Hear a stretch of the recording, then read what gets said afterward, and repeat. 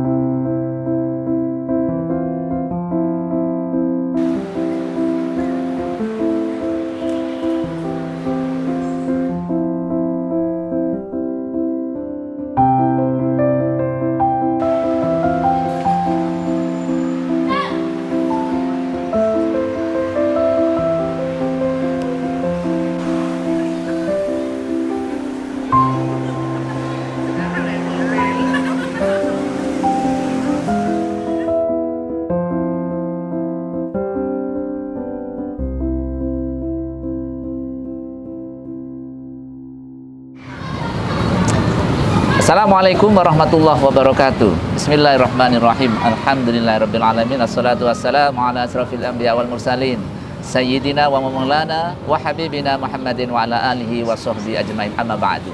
Pemirsa Sisma TV yang berbahagia, bagaimana kabarnya hari ini? Semoga semuanya dalam keadaan sehat walafiat dan sukses beraktivitas. Dan di Jumat yang mubarakah ini kembali saya Mas Latif menemani Anda dengan program kami yang insya Allah sangat menginspirasi, yaitu Kalam Mutiara. Dan pada kesempatan kali ini pemirsa Sisma TV yang berbahagia, kita kembali akan mengupas tentang kemuliaan Rasul Muhammad SAW. Dan alhamdulillah di tengah-tengah kita telah hadir dzurriyyah Rasul, yaitu Al-Habib Taufik Barokbah. Assalamualaikum. Waalaikumsalam warahmatullahi wabarakatuh. Bagaimana kabarnya Habib hari ini? Alhamdulillah. Alhamdulillah. Tetap segar, tetap semangat, insyaallah. Aktivitas bagaimana Habib?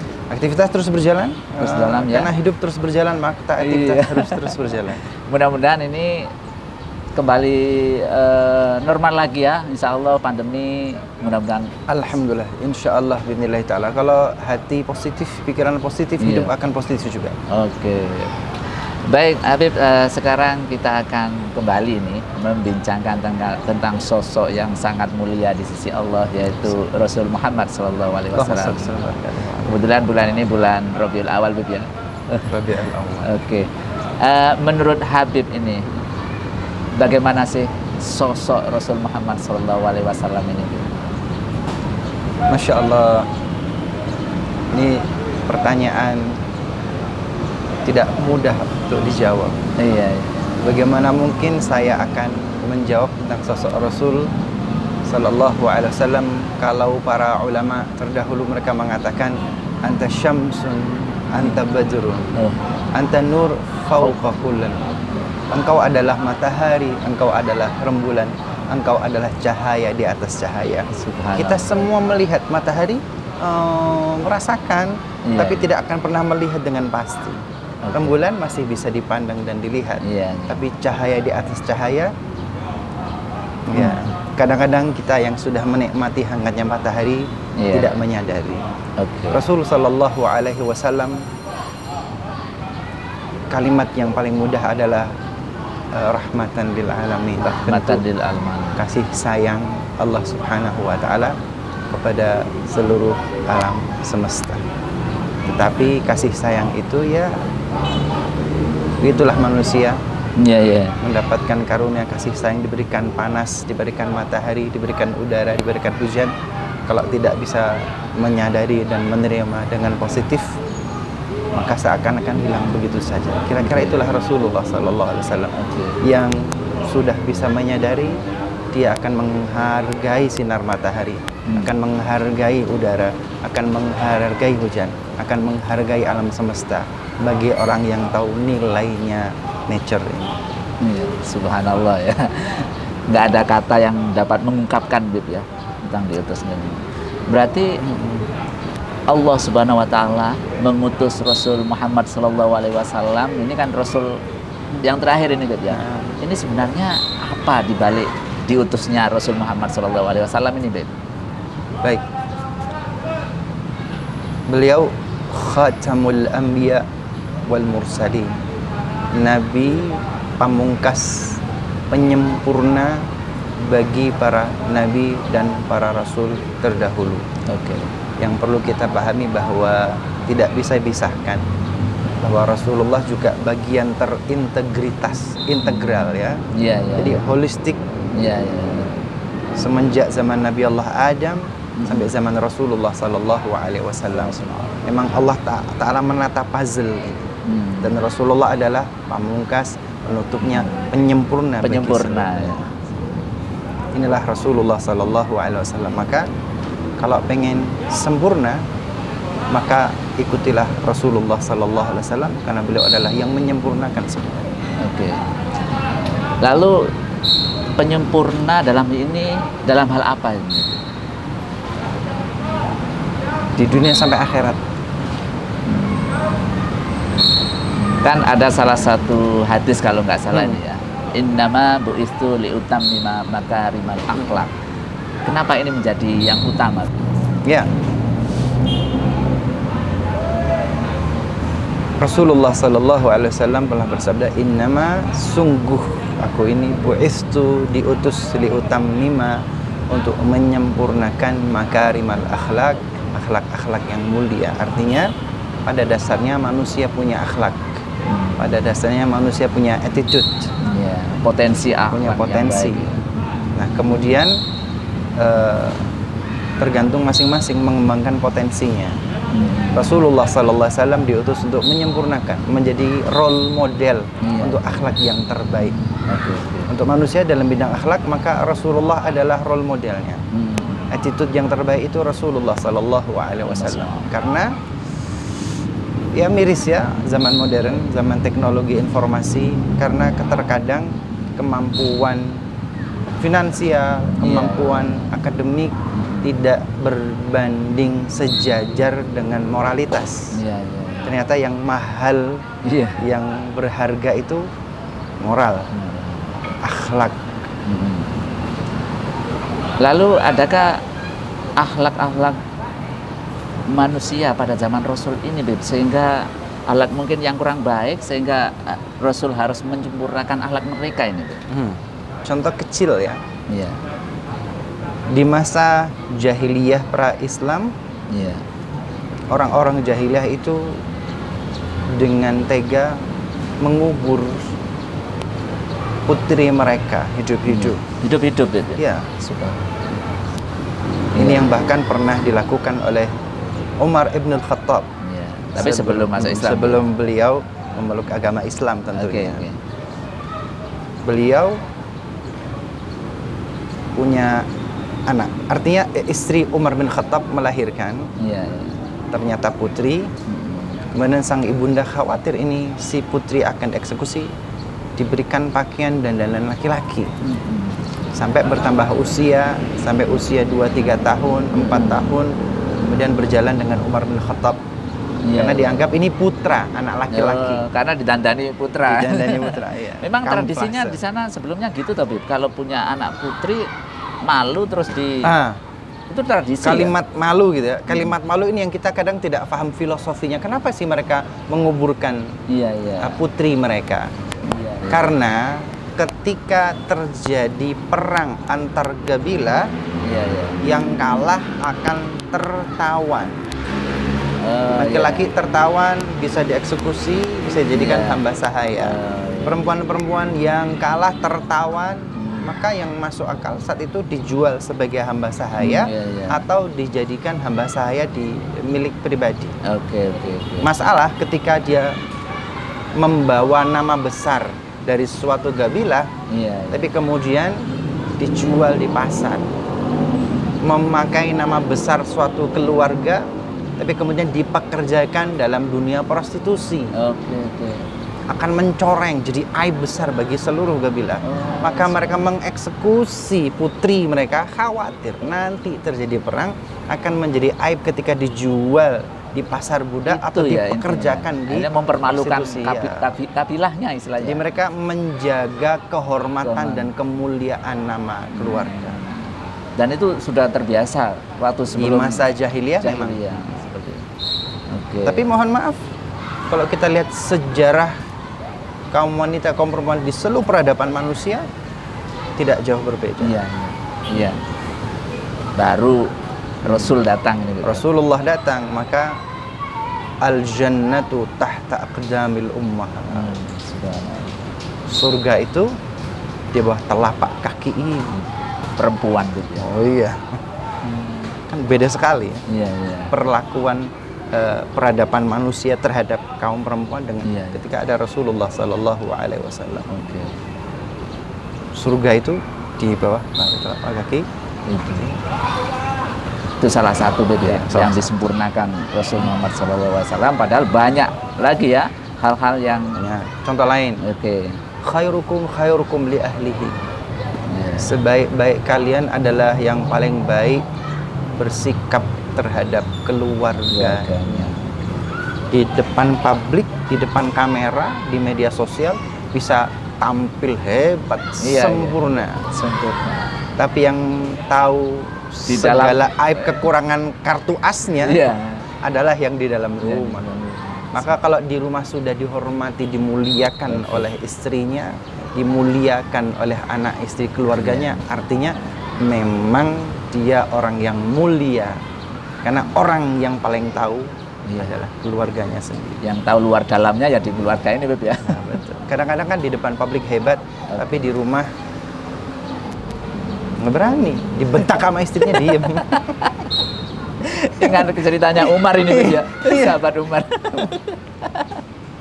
Masya Allah. Oke. Dan Rasulullah memproklamirkan itu ya. Tadi hadis tadi. Khairukum li ahlihi. Rasulullah, Rasul, Nabi, maka dengan seluruh dimensi kesempurnaan Rasulullah. Rasul tanpa malu dan gengsi mengatakan di depan khalayak, bercerita, menyampaikan tentang istrinya Khadijah binti Khuwailid. Beliau mengatakan, inni qad ruziktu hubbaha. Sungguh aku cinta kepada Khadijah. Menyatakan cinta di depan publik itu bukan aib. Iya. Oke, Beb, setelah ini kita akan mengupas lagi ya hal-hal yang dapat menginspirasi dari tutur kata dan perilaku Rasul Muhammad SAW yang harus kita ketahui sebagai umat Islam ini. Baik pemirsa Smart TV yang berbahagia, jangan kemana-mana. Setelah ini kita akan kembali mengupas hal-hal yang sangat menginspirasi dari beliau Rasul Muhammad SAW, masih bersama Kalam Mutiara.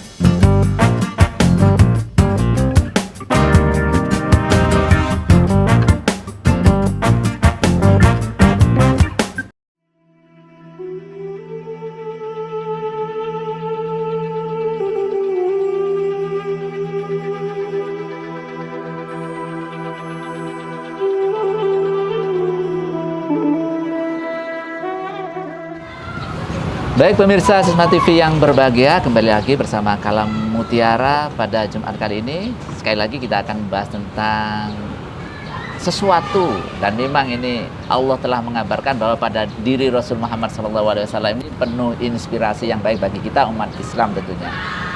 Oke, baik, kita kembali lagi ya. Lalu bagaimana sih keseharian Rasulullah ini, yang tentunya kita juga harus tahu dan meneladani beliau ini dalam rumah tangganya, pergaulan dengan tetangga-tetangganya yang mungkin ketika di Madinah kan tidak semuanya Islam ini, Beb. Nah, pertama Rasulullah bashar la kal bashar. Beliau manusia, tapi tidak bisa disamakan dengan manusia yang lainnya. Kenapa? beliau mengatakan ajabani rabbi fa ahsana ta'jibi. Yang mendidik aku adalah Tuhanku Allah Ta'ala, maka sebaik-baik pendidikan adalah aku. Kan nggak salah kalau kita menjadikan Rasulullah sosok percontohan dalam seluruh lini kehidupan apapun. Bagaimana Rasulullah berada di kota Madinah? Madinah jauh berbeda 180 derajat dari Makkah. Apanya yang berbeda ini? Makkah Rasulullah dan kaum muslimin minoritas yang tertindas. Oke. 13 tahun berada di Makkah, kampung halamannya sendiri, tetapi sulit untuk mengembangkan agama Islam. Minoritas tertindas. Sampai pada akhirnya memutuskan tidak mungkin diteruskan di Makkah. Maka meninggalkan Makkah, hijrah ke kota Madinah. Tentu ceritanya detailnya banyak sekali ya. Iya. Tapi ini ya, yang bisa Habib sampaikan. Kesempatan lain aja kita bahas ya. Insyaallah. Sampai di kota Madinah, begitu masuk di kota Madinah, Rasulullah menyapa, ya ayuhan nas, wahai seluruh manusia. Rasul cerdas, mampu membaca masyarakat Madinah. Ada orang Arab yang beragama Islam. Komponen ini adalah kaum muhajirin, Islam yang dari Makkah. Ada kaum Ansar, penduduk asli Madinah yang sebenarnya Ansar dari Aus dan Khazraj. Kemudian ada orang Arab yang masih beragama dengan agama nenek moyang mereka.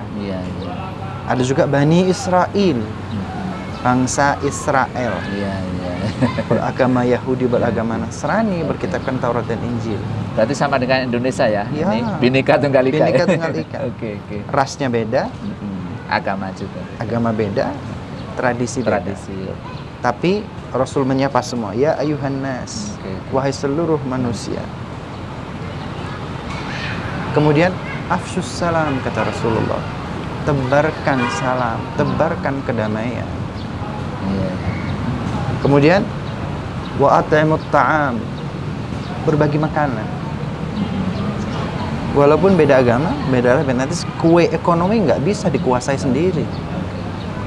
Tapi at'imut ta'am memang harus saling berbagi dan masing-masing punya kehidupan, punya Kemudian Rasul juga menyampaikan wasallu bin nas wasallu bil laili wan nasu niyam. Salatlah di tengah malam ketika orang-orang lain tertidur lelap. Urusan ibadah nggak perlu orang-orang tahu. Ya. Cukup sangat merangkul semua ini ya. Insyaallah. Dan memang diterima juga sangat baik di sana, Habib.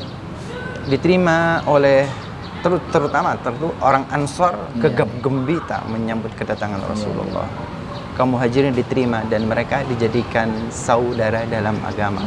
Muhajirin dan Ansar. Bani Israel yang beragama Yahudi, beragama Nasrani, ketika Rasulullah datang, mereka penasaran. Sosok Muhammad itu kan. Mungkin selama ini cuma dengar beritanya aja ya. Dengar dong. Ini orangnya ini. Oke. Lalu bagaimana keseharian beliau dalam hidup bermasyarakat di sana ini? Suatu saat Rasulullah duduk di Masjid Nabawi bersama para sahabatnya. Tentu jangan dibayangkan Masjid Nabawi segede zaman sekarang. Seperti Masjid Sabilillah ini. Gede banget ya. Zaman Rasul ya Masjid Nabawi kecil, mungkin surau-surau milik kita zaman now gitu kan. Musola kecil. Rasul duduk bersama sahabat-sahabatnya, dari kejauhan tampak rombongan orang-orang non muslim dalam tanda kutip. Mereka bersama-sama mengangkat jenazah. Rasul spontanitas kemudian beliau berdiri. Memberi penghormatan gitu. Ya, Rasul berdiri. Kenapa? Jenazah itu lewat. Para sahabat berkata, ya Rasulullah, innahu Yahudi. Rasulullah itu Yahudi, bukan Islam, bukan Muslim, itu Yahudi. Dan Rasul pasti tahu mungkin ya. Rasul berdiri. Rasul berdiri. Sahabat berkata, itu Yahudi Rasulullah. Kata Rasulullah, lau kana ghair musliman, andai kata itu jenazah bukan muslim, fa insanan, hormati dia sebagai manusia. Sesama ciptaan Allah. Ya, humanisme, kemanusiaan. Iya. Oke. Seperti itu, Beb. Apalagi hubungan-hubungan yang lainnya. Dengan yang mati dihormati, apalagi hidup. Iya. Oke. Lalu, Beb, di rumah beliau bagaimana, Beb? Sosok kepala rumah tangga yang bagaimana, Beb? Masya Allah. Oh, so sweet. Oke. Rasulullah Sallallahu Alaihi Wasallam, ya Allah, berat ngomongnya karena sulit ngikutinnya. Ceritanya gampang, tapi mengikuti sulit. Ya. Rasulullah itu memanggil istrinya Ummul Mukminin Aisyah dengan sebutan Humaira. Humaira yang pipinya kemerah-merahan. Emang merah asli, bukan blush on. Merah asli. Bukan dempulan. Kemudian kalau Aisyah minum, maka kemudian Rasulullah mencari mana sih bekas bibir Aisyah minum tadi. Subhanallah. Terkadang ba'dal isya Rasulullah itu mengajak Aisyah keluar untuk berjalan berdua bersama-sama. Healing begitu. Healing. Karena ternyata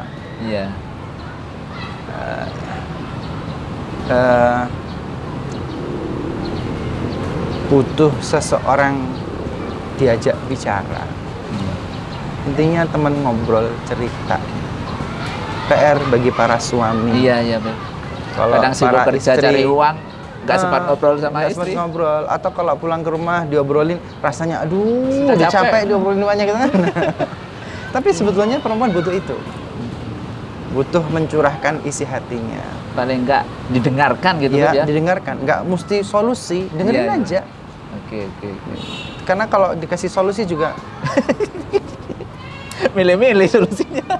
butuh didengar. Kalau masih mencurahkan isi hatinya, berarti hatinya masih bersama. Dan Rasulullah dalam hal ini luar biasa. Jalan berdua dengan Aisyah untuk ngobrol, untuk cerita. Rasulullah dengan Aisyah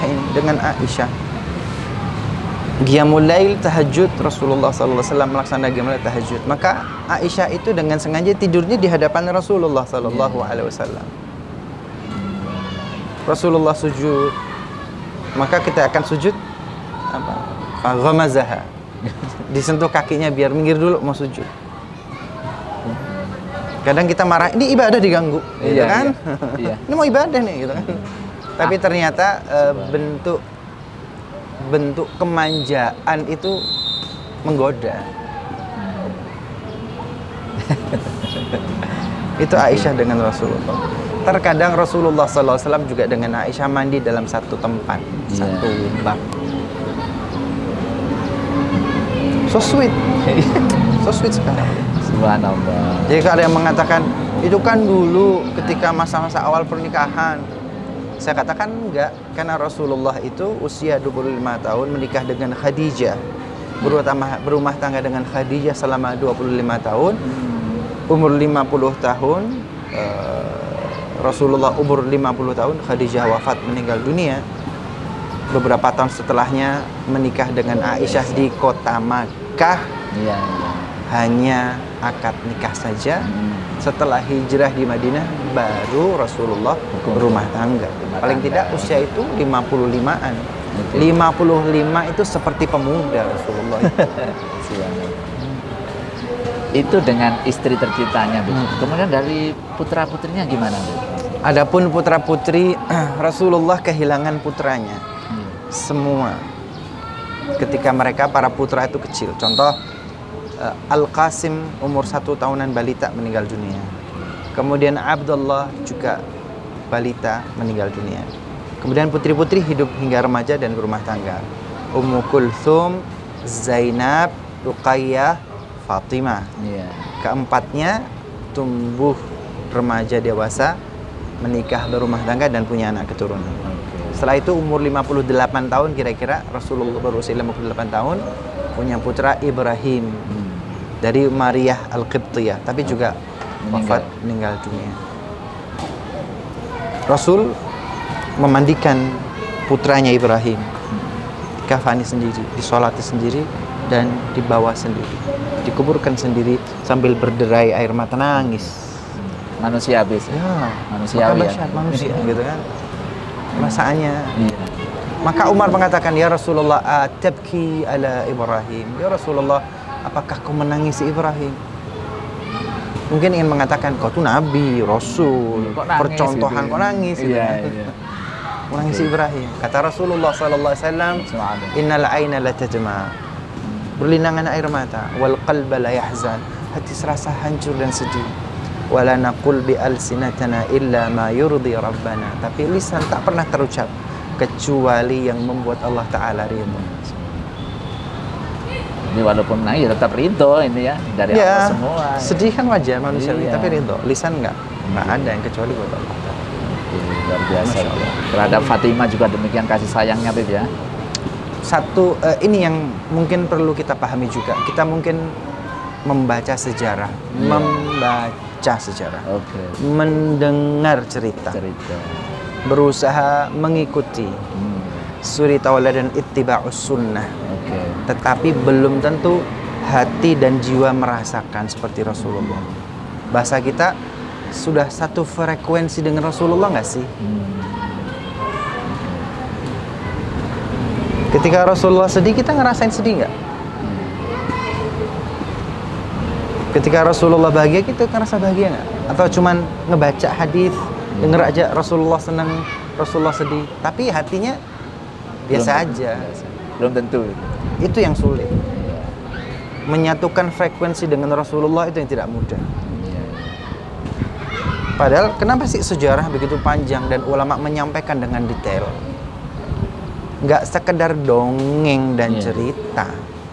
Harapannya bisa merasa, berempati, ya, merasakan juga, merasakan apa yang Rasulullah rasakan. Oke, kalau memang kita cari di sejarah banyak sekali Beb ya, yang dari Rasulullah itu kita harus ambil manfaatnya, suri tauladan dari beliau, yang memang umat Islam harus itu mempelajari dan mengambil manfaatnya. Tentunya kita dibatasi waktu Beb ya. Mungkin ini yang terakhir ini Beb, kesimpulan. Lalu bagaimana kita harus bersikap terhadap, terutama sekarang bulan Maulid kelahiran Rasul Muhammad SAW ini Beb. Sementara mungkin ada saudara-saudara kita yang mengatakan nggak perlu memperingati dan lain sebagainya ini Beb. Bagaimana ini Beb? Cinta tidak bisa dipaksa. Cinta dipaksa itu pernikahan Siti Nurbaya.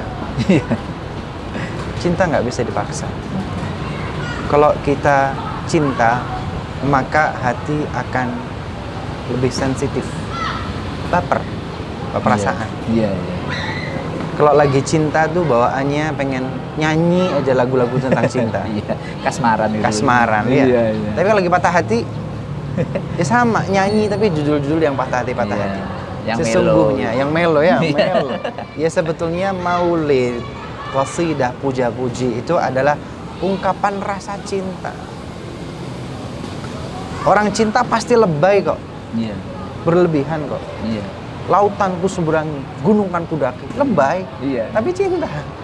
Tapi karena cinta. Qais dan Laila, kan cerita cinta di dalam dunia Islam kan. Marartu diyar Laila. Aku melewati perkampungan rumahnya Laila. Faqabbilu ludzatal jidar. Aku cium tembok rumah itu. Wadal jidar syaghafna hubbi. Bukan aku cinta sama temboknya. Iya. Jadi balik temboknya. Karena diar itu ada diarul, tapi rumahnya Laila. Orang kalau cinta pasti lebay. Iya. Apalagi ini terhadap Rasul Muhammad. Kalau cinta akan jadi lebay. Anta syamsun, anta badrun, lebay. Iya. Lebay. Tapi karena cinta yang meluap-luap. Ya zaman now kekinian, lihat deh anak-anak muda itu loh. Iya. Bagaimana kalau dalam tanda kutip orang-orang Korea, artis-artis Korea, kalau cinta sama pacarnya, diajakin belanja keliling mall, mau aja, cinta. bawain tenteng barangnya kemana-mana, mau aja. Iya. Cinta lebay memang, tapi cinta nggak bisa dipaksa. Tak kenal maka tak sayang. Oke. Kenalin dulu deh. Kita nggak bisa paksakan, tapi minimal kenal dulu. Kalau kenal, harapannya akan sayang. Kalau udah kenal dan sayang, tumbuh rasa cinta. Proses kenal ini, maka saya katakan, hanya baca, hanya dengar, atau sudah bisa merasakan. Nah ini mungkin yang terakhir ini Beb, bagaimana menumbuhkan rasa cinta terhadap Rasul Beb. Ini sebagai kesimpulan juga ini Beb. Untuk pemirsa Smart TV mungkin ya. Harapannya, satu, mendapatkan hidayah dari Allah Subhanahu wa Ta'ala, sehingga seseorang dapat hidayah, bisa menerima dan bisa mencintai. Satu. Yeah. Kedua, butuh sosok seseorang, guru spiritual yang menghantarkan dan mengenalkan dirimu dengan Rasulullah Sallallahu Alaihi Wasallam. Karena ini urusan hati dan urusan jiwa, bukan urusan badan fisik semata. Yeah. Ittiba'us sunnah bagus, tapi ittiba'us sunnah tanpa mahabbah sulit. Badan fisik mengamalkan sunnah, tapi hati gak kenal dengan pemilik sunnah, tidak sayang dengan pemilik sunnah, tidak cinta, tidak rindu dengan pemilik sunnah. Gimana ya? Gitu kan? Saya jadi merasa gimana ya? Kan? Iya. Begitu Beb ya. Ya. Harus kenal. Ya. Yang kenal bukan matanya, yang telinganya, tapi hati dan jiwa. Mata, telinga, fisik nanti ketika terpisah dari ruh, jasad akan masuk ke dalam liang lahat. Selesai jasad. Tapi ruh, jiwa yang melanjutkan ke alam barzakh sampai alam akhirat. Semoga ketemu Rasul di sana. Kalau ruhnya nggak kenal di alam dunia, nggak sayang, nggak cinta dengan Rasulullah, nanti di alam barzakh bagaimana? Di alam akhirat bagaimana? Rasul ultimatum, wailun liman lam yarani yaumal qiyamah. Celaka bagi orang yang tidak melihatku nanti hari kiamat. Naudzubillah Beb ya. Nggak lihat matanya, nggak lihat mata hati. Baik Beb, terima kasih. Semoga ini sangat menginspirasi kita semuanya untuk tetap berusaha ya, mencintai Rasul Muhammad SAW, dan semoga kita nanti juga dicintai oleh beliau Rasul Muhammad SAW. Amin. Dan pemirsa Smart TV yang berbahagia, mudah-mudahan apa yang telah disampaikan oleh Habib Taqi dapat menginspirasi kita untuk semakin mencintai Rasul Muhammad SAW yang kelak di akhirat nanti kita nantikan syafaatnya. Saya Mas Kulati beserta seluruh kerabat kerja mengucapkan terima kasih atas perhatian Anda. Tak lupa selalu kami ingatkan tetap jaga kesehatan, berpikiran positif sehingga kita terhindar dari sesuatu yang membahayakan hati dan pikiran kita. Sisma TV mendidik membangun peradaban dunia. Wallahul muwaffiq ila aqwamit thoriq. Assalamualaikum warahmatullahi wabarakatuh. Terima kasih. Sama-sama.